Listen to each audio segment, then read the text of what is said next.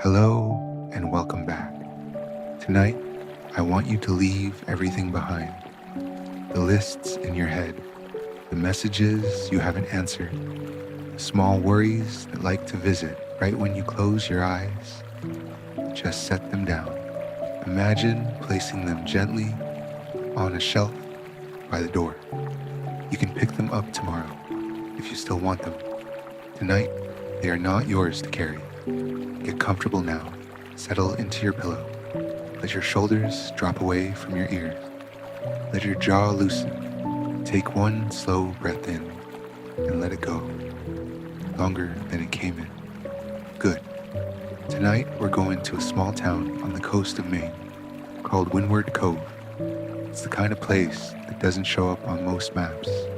Too small, too quiet, too easily missed by anyone driving past at regular speed. But you're not driving past. You're going to stay a while.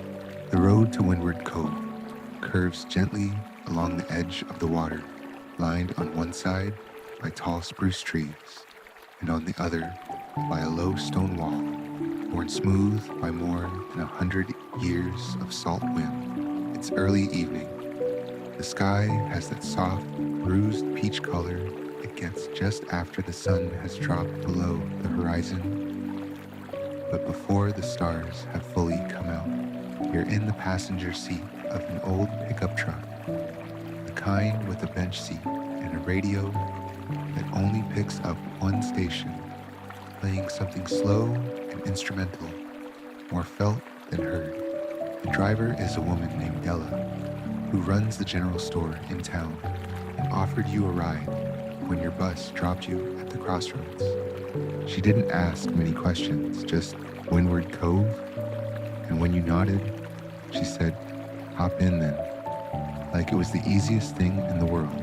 The windows are cracked open just enough to let in the smell of the sea, salt and cold stone and something green and growing along the roadside.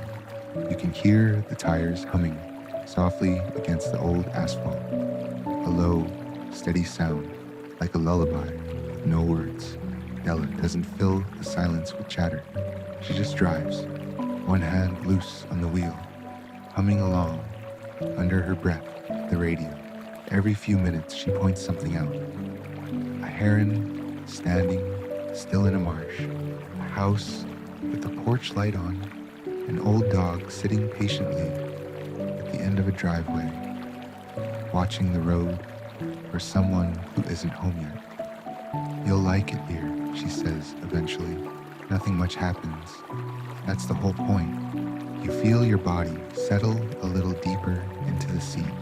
The truck rocks gently over a small bridge, and below it, you can just make out a stream moving quietly toward the sea, catching the last silver light of the evening. The truck slows, gravel crunching under the tires, and comes to a stop in front of a small white cottage at the very edge of the cove. Beyond it, rising up on a rocky point, stands a lighthouse, not tall and grand like the postcards, but modest and sturdy, painted white with a red cap. Its light not yet lit for the night. "This is you," Ella says. "Old Wit's expecting you. He doesn't hear so well anymore, so don't be shy about knocking loud." You thank her, and she waves it off like it's nothing, then pulls away slowly, her taillights fading down the dark road. The cottage door creaks open before you even reach it, and there's Whit, an older man, maybe 70, with a thick gray beard and kind crinkled eyes, wearing a wool sweater the color of oatmeal. He's the lighthouse keeper here, has been for almost 40 years, and he's been looking for someone to help him for the season. That's you now, just for a little while, just long enough to learn the rhythm of this quiet place. Come in, he says, waving you inside. Kettle's already on. The cottage is small but warm. The fire crackles low in the stone hearth. There's a worn armchair, a braided rug, shelves lined with books whose spines have gone soft with handling, and a window seat. straight out over the darkening water. Everything smells like wood smoke and something baking. Cinnamon, maybe, or nutmeg. Sit, Wit says, nodding toward the window seat. Rest your legs. Long trip. You sink into the cushions there, and they're deep and soft, worn into the exact shape of comfort by years of quiet evenings. Through the window, you can see the lighthouse a little further along the point. Dark for now. Waiting for full night, Wit hands you a warm mug of something. Chamomile tea with a little honey, he says, good for settling a traveler's nerves. You wrap both hands around it and feel the warmth spread slowly into your palms. We'll head up to lighter in a bit, Wit says, easing into the armchair with a small groan. The kind older men make when their bones have earned some sympathy. No rush, though. She doesn't need lighting till the stars are proper out. For a while, neither of you says much. You just listen.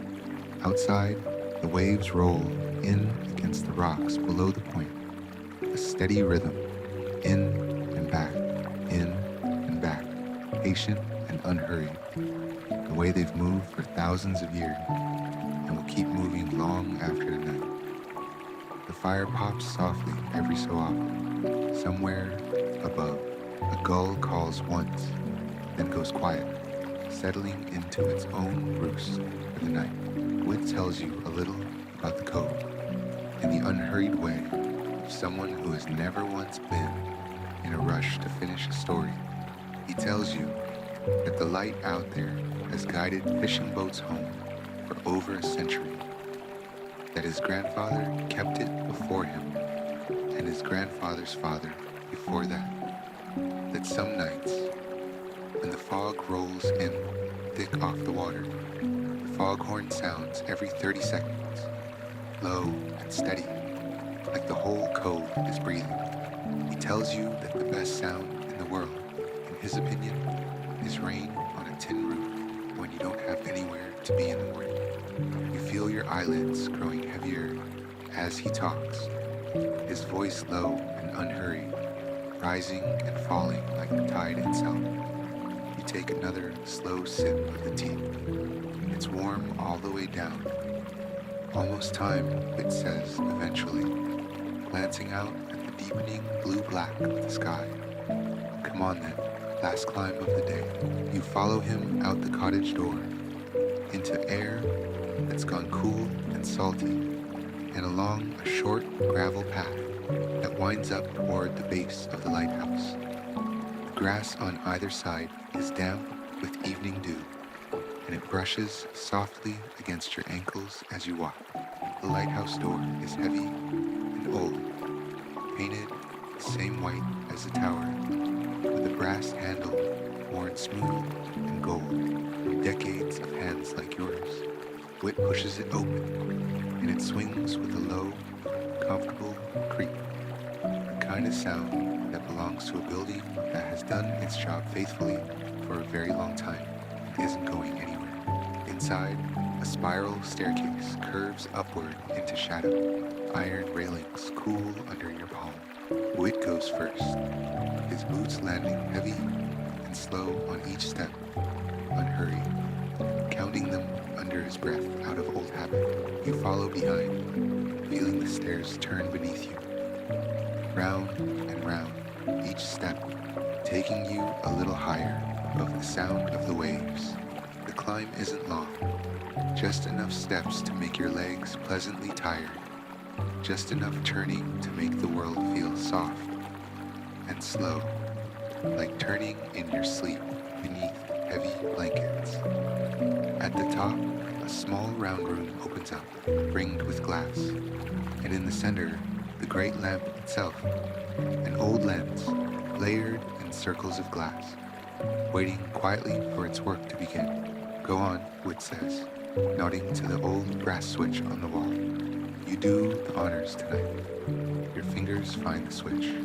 It's cool and slightly worn, and when you press it down, there's a soft click, and then a low hum, and then light, It spreads out from the lens in a slow, sweeping beam, turning gently, gently out over dark water, out toward the horizon where sea meets sky, out toward whatever ships or dreams might need, finding their way home tonight. You and Wit stand quietly and watch it turn. Once, twice, a slow, steady rhythm, like a heartbeat made of light.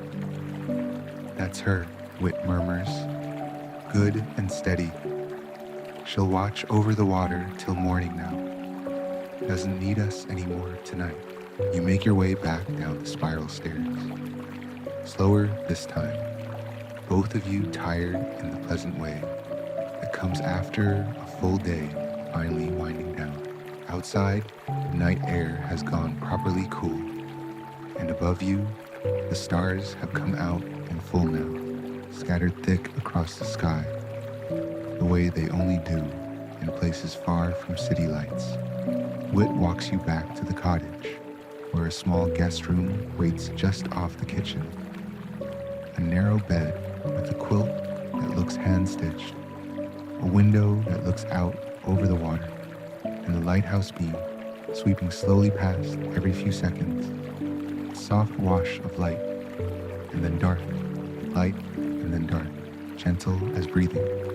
Sleep well, Wit says, pausing in the doorway. The sea will keep watch tonight. So will the light. All you have to do is rest.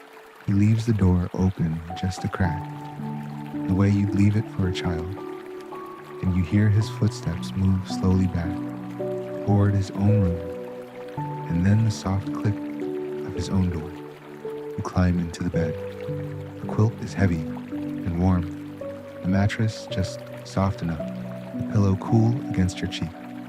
Outside the window, the lighthouse beam sweeps past, a wash of pale gold light across the ceiling, then dark, then light again, slow and steady, like a lantern rocking gently in someone's careful hand.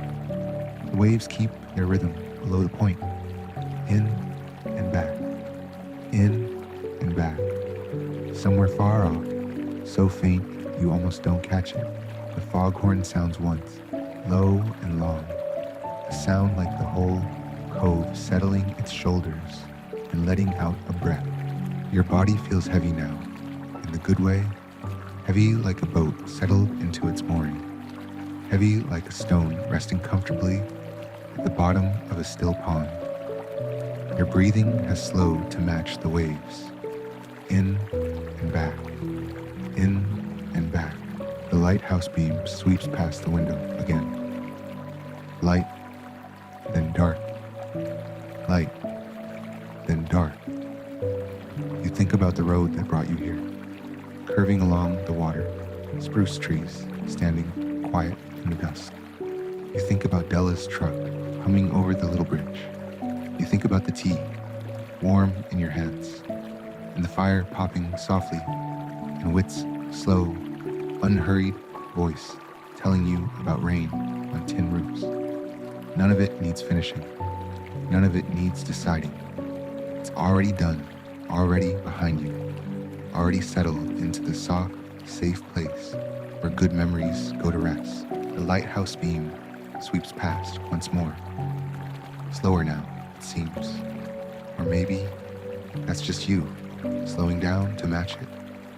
Outside, the waves keep their old rhythm. In and back, in and back. The foghorn sounds again, farther away this time, holding itself into the dark. And somewhere between one slow wave and the next, between one sweep of the light and the next, you stop counting altogether, and you sleep.